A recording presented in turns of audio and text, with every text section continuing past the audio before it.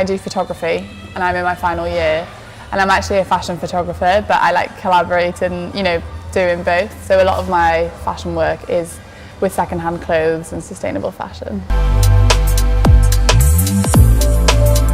I was collaborating with 10 charity shops in Coventry. It was quite a big job. But we worked together to sort of filter out some clothes and pick out the best of their clothes. And we came together in one area, and we sold to the customers. It was just a chance for the charity shops in Coventry to meet the local community. The event went well. We made £550. Split between the charities. Definitely.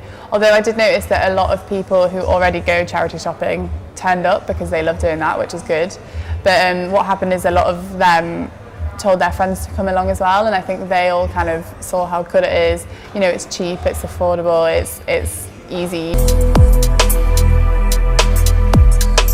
Karen Millen dress and Stella McCartney stuff, and Paul Smith, quite a lot of big names as well, but they were obviously the more, they were priced slightly higher, but they're the kind of stuff that will last you forever. When I was sorting through the clothes with the stylists, we noticed that a lot of the clothes came from Primark, or Atmosphere in the label, and I kind of thought, since Primark is so cheap and it's disposable fashion, I think that is literally what people do. It's so cheap, it's so easy to get, that they just wear it once or twice and get rid of it.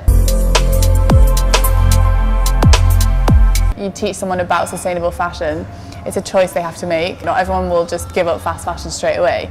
It's a slow process. Audits get hired by fashion companies to check if the factories are suitable for workers. And sometimes what happens is that the factories put on a show, they hide things, or, to make it look like they are ticking all the right boxes for the audits. And there was one story, something like an audit was going into the basement to check if, to see the basement, and there was kids hiding in bin bags to hide away from the audit. It's very dramatic things like that people don't know about. For a year and a half, I haven't bought anything new apart from shoes, but I've only bought secondhand clothes, and I think that has been hard because there's a few things that I need and you can't quite get them secondhand. Me and my mum have always been really into sort of buying secondhand because it is affordable, you get some unique stuff. My goal is to stay fast fashion free for as long as possible. Yeah, definitely, although I think I did, but then because it's so cheap in charity shops, I tend to buy more, so maybe I didn't.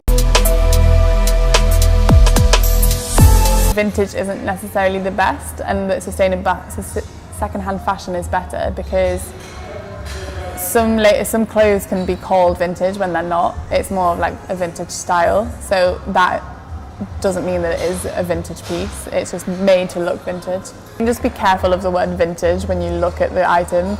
I think a vintage is considered to be vintage when it's 20 years or older. Otherwise it's kind of like a new thing, secondhand, which is fine, secondhand's fine.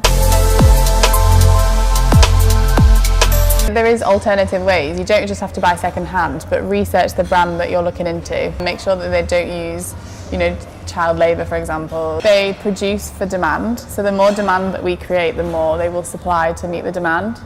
And I think that if less people start buying in shops, in fast fashion shops, and start reusing the clothes that we already have on the planet, then shops will naturally start to produce less clothing. It's the same in the food industry. So there's a lot of up and coming brands that do sustainable fashion. So for example, there's a French shoe brand called Veja.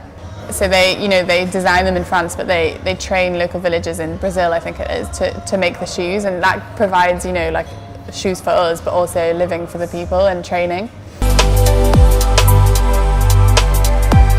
I don't think so. I think it's pretty easy to not have to buy the latest fashions. Yeah, it can be a bit more expensive, but so can buying vegan. Vegan leather is very popular, but it's not necessarily better for the environment because they use a lot of chemicals.